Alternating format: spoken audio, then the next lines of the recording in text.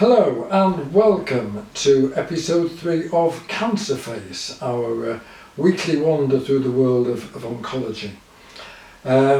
Just to remind you that earlier in the year I've been diagnosed with bladder cancer. That was in February, I think, and last month I was diagnosed with having a second cancer somewhere in the ear, nose and throat area.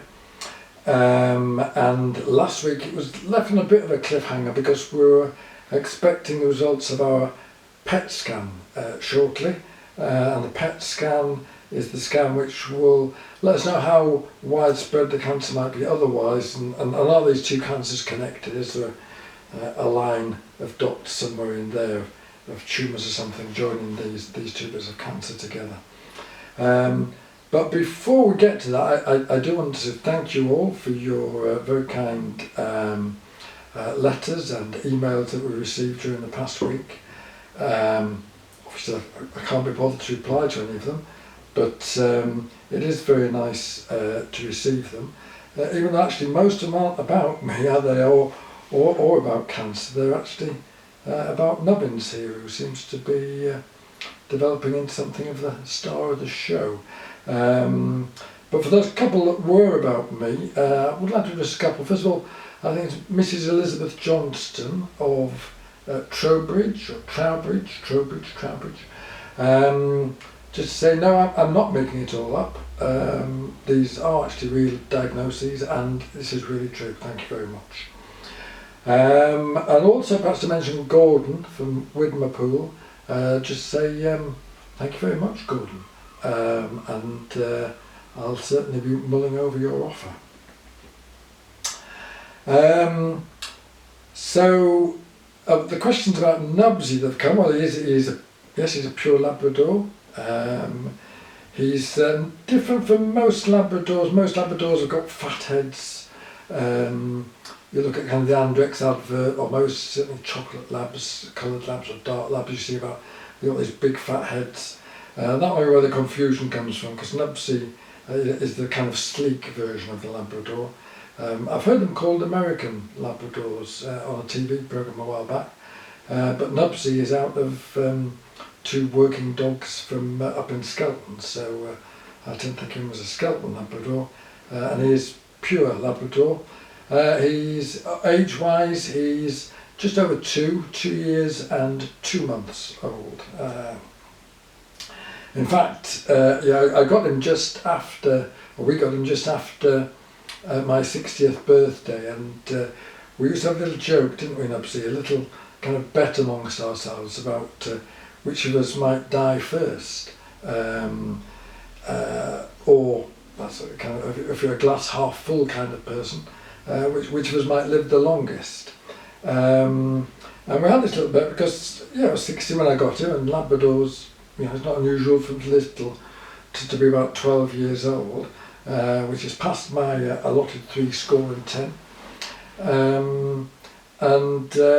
So it's realistic that there's a possibility that I might have to go to that horrible thing for the first time. I've done all our previous dogs where we have to take them and put them down, and perhaps in this instance it might be Nubbsy taking me to get put down, but we'll wait and see. But so Nubbsy's been very excited, of course, about the PET scan results.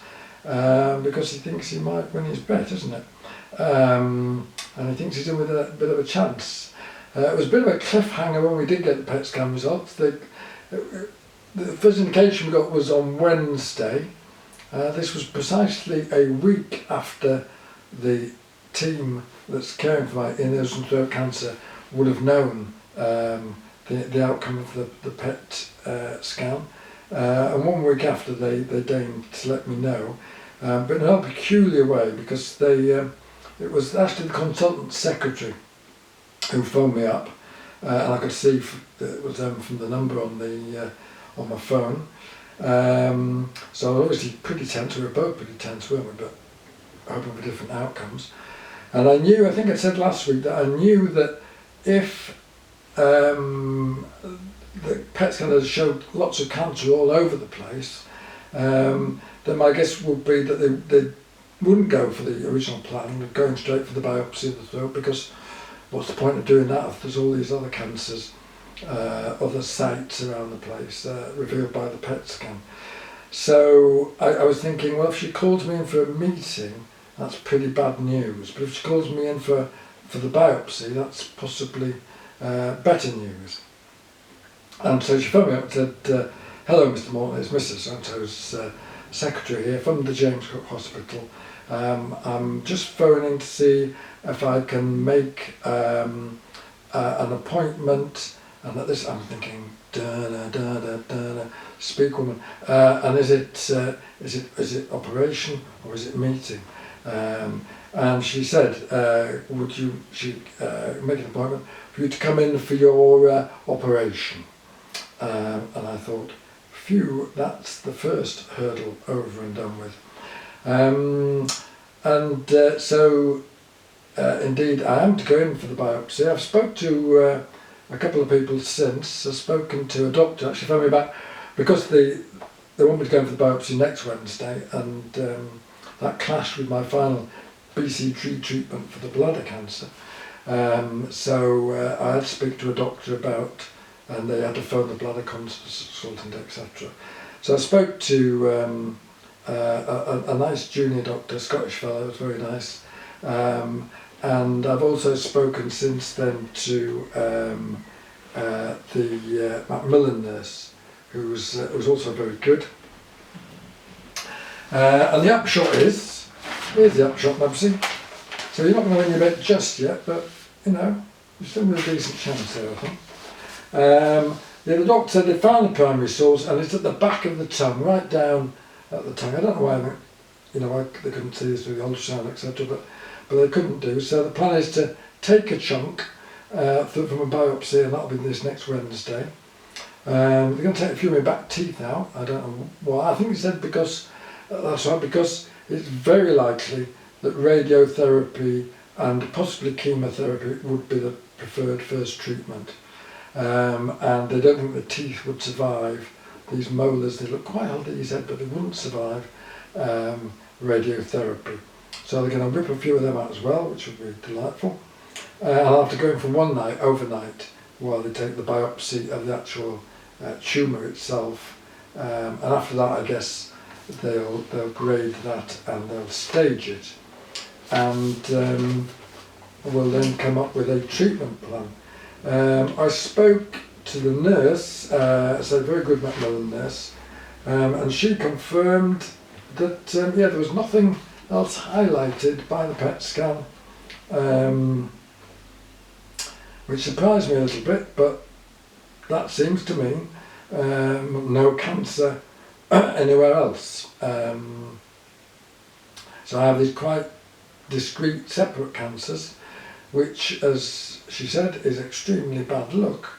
To have two cancers going on at once, but it's better that they're not connected than that they are connected. So that's the plan now.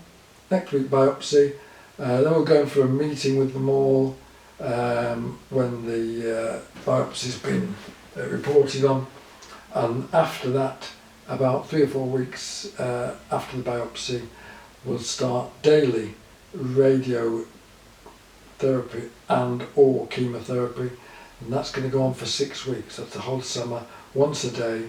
We're going to have to go up to Middlesbrough every day for 6 weeks, weekends off, and have radio chemotherapy. So it doesn't look like a great summer. I've heard people can lose quite a lot of weight, so you may notice me getting gradually thinner, which will be something to look at visually, but it doesn't look like I'm going to get any of these fancy machines that make me talk like a Dalek just yet. Although of course if the radio chemo don't work, then that might become necessary. So that's that really. So I'm looking forward to next week. Well, I'm not looking forward to next week at all, it's going to be horrible. I'm going to go an overnight stay, but I'll see you in about a week's time when I'll let you know about the biopsy and where we go after that. And to all of you now, and to Mrs. Johnson, stop growling, Nubsy, and to the fella from Widmerpool, I wish you all a good week and see you in 1 week's time. Bye bye.